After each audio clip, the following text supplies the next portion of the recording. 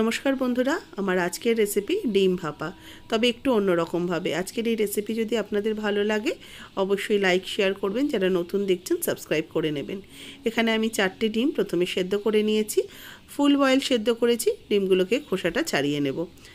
ডিম ভালো করে সেদ্ধ করার জন্য অনেক সময় ডিম ফেটে যায়, একটু লবণ দিয়ে দেবেন, কিংবা তার মধ্যে আর একটু সর্ষের তেল ডিমের গায়ে লাগিয়ে নেবেন। দেখবেন ডিমটা কিন্তু খুব সুন্দরভাবে সেদ্ধ হয়, ডিম ফেটে বেরিয়ে আসে না, ডিমের কিন্তু গড়নটা একই রকম থাকে।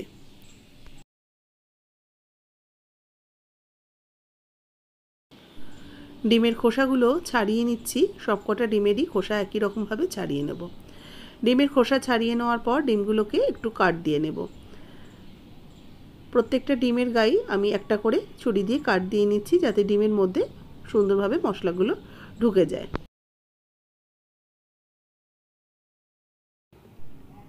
সেদ্ধ ডিমের মধ্যে এবার অল্প একটু লবণ দিয়ে ডিমের গায়ে মাখিয়ে নেব। ডিমগুলোকে একটু ভেজে নেব। এবার কড়াইতে দিয়ে দিচ্ছি সর্ষের তেল। রান্নাটা সম্পূর্ণ সর্ষের তেলেই হবে। তেল ভালো করে গরম হয়ে গেলে ডিমগুলোকে ছেড়ে দেব। ডিমগুলোকে একটু হালকা করে ভেজে নেব।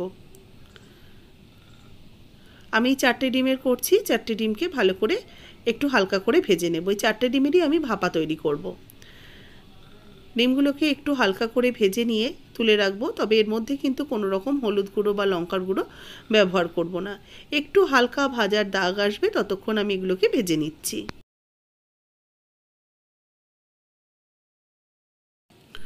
ডিমগুলো বেশ সুন্দর করে ভাজা হয়ে গেছে, এবার এগুলোকে উঠিয়ে রাখছি। খুব বেশি কিন্তু কড়া করে ভাজলে হবে না, একটু হালকা করে ডিমগুলোকে ভেজে নিয়েছি।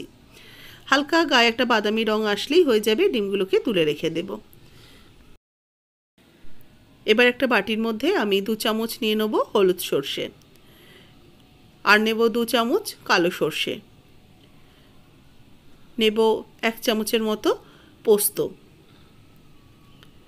আর তার সাথে দেব কয়েকটা কাজু, আর দিচ্ছি কাঁচা লঙ্কা।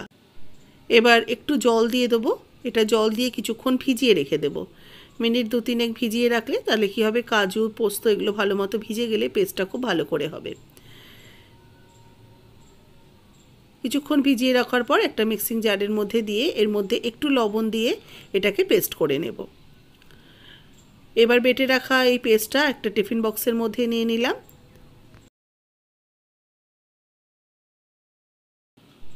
এতে মিক্সির জারটা ধুয়ে অল্প একটু জলও অ্যাড করলাম। এর সাথে দেব হলুদ গুঁড়ো, 1/2 চা চামচ দিয়ে দেবো হলুদ গুঁড়ো। এর মধ্যে দিচ্ছি অল্প সামান্য একটু চিনি। এবার এই ডিমগুলো এর মধ্যে দিয়ে দিচ্ছি। ভেজে রাখা ডিমগুলো দিয়ে একটু ভালো করে মিশিয়ে নেব। একটু মশলার সাথে ডিমটাকে একটু হালকা করে কোট করে নেব। আর ডিমের মধ্যে যেহেতু এটা কাট করা রয়েছে, আস্তে আস্তে কিন্তু এই মশলাগুলো ডিমের মধ্যে ঢুকে যাবে। এবার আমি ওপর থেকে দিয়ে দেবো একটু কাঁচা সর্ষের তেল। 1 চামচ কাঁচা সর্ষের তেল ওপর থেকে ছড়িয়ে দিলাম। আর একটা জিনিস এবার অ্যাড করব, যেটা দিলে কিন্তু এই ডিম ভাপার স্বাদ একদম দ্বিগুণ বেড়ে যাবে। ভালো করে মিশিয়ে নিয়ে এতে একটা স্পেশাল জিনিস অ্যাড করব, যেটা হচ্ছে একটা সেদ্ধ ডিম। ডিমটাকে আমি একটা গ্রেটারে গ্রেট করে ওপর থেকে ছড়িয়ে দিচ্ছি। এটা দিলে কিন্তু এই ডিম ভাপার স্বাদ একদম দ্বিগুণ বেড়ে যাবে। এইভাবে একদিন করে দেখবেন, খেতে কিন্তু অসম্ভব ভালো হয়। যেমন ডিমের স্বাদও পাবেন, সেরকম গ্রেভিতেও একটা ডিমের স্বাদ পাবেন। এবার এই ভালো করে ডিমটাকে কুড়িয়ে দিয়ে দিলাম। এবার এটাকে হালকা হাতে মিশিয়ে নেব। খুব একটা ঘাটা ঘাটা করব না, তাহলে কিন্তু খেতে ভালো লাগবে না। একটু হালকা করে মেশাবো, আর ডিমের ওপরে একটু একটু লেগে থাকবে। এবার ওপর থেকে একটু কাঁচা লঙ্কা কুচি দিয়ে দিচ্ছি।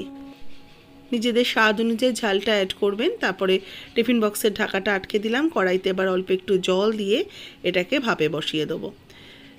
1 কাপের মতো জল অ্যাড করে দিয়েছি। এর মধ্যে এবার টিফিন বক্সটা বসিয়ে দিয়ে ওপর থেকে একটা শক্ত কিছু দিয়ে দেবো। আমি এখানে একটু নোড়াটাই দিয়ে দিচ্ছি, যাতে টিফিন বক্সটা ফোটার সময় ঠিকঠাক জায়গায় থাকে। এটাকে 15 মিনিটের জন্য ফুটতে দেব। 15 মিনিট ভালো করে ফুটিয়ে নেওয়ার পর গ্যাসের ফ্লেম অফ করে দিয়ে এইভাবেই রেখে দেবো আরও 10 মিনিট, এই গরম জলের মধ্যে ভাপে বসিয়ে। 10 মিনিট হয়ে যাবে, তারপর এটাকে নামিয়ে একটু ঠান্ডা হওয়ার পর নামিয়ে নেব। দেখুন কি সুন্দর ভেতরটা দেখতে হয়েছে। এইভাবে একদিন ডিম ভাপা করে দেখবেন, আমার মনে হয় আপনাদের ভালো লাগবে। আগেও আমি ডিম ভাপার রেসিপি আপনাদের সাথে শেয়ার করেছি, খুবই পছন্দ করেছেন, খুব ভালোবাসা দিয়েছেন। এইভাবে একদিন ডিম ভাপা করে দেখবেন, একটু অন্যরকমভাবে।